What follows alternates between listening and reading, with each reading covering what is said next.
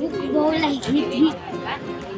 એવું કંઈક અલગ ખાવાનું મન થયું. આજે એની પહેલાં મેં ખાધેલી હતી દાળ બાટી એકવાર અહીંયાની. સેકન્ડ ટાઈમ આવ્યા છે અહીંયા. પણ મેં કીધું આ છે ને અહીંયા લાઈવમાં બનાવજો, મારે વિડીયો શૂટ કરવા. બધી વસ્તુ અહીંયા લઈને આવશે આપણી માટે વાંચી થોડું. આ A1 દાળ બાટી આપણે જે લોકલ જગ્યા છે આપણી જગ્યા ખબર જ છે કદાચ બધાને.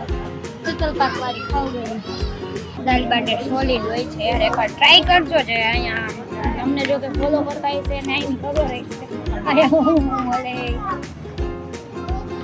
હાલતા વિડીયો હોય અહીં સ્ટોરી તો હોય જ.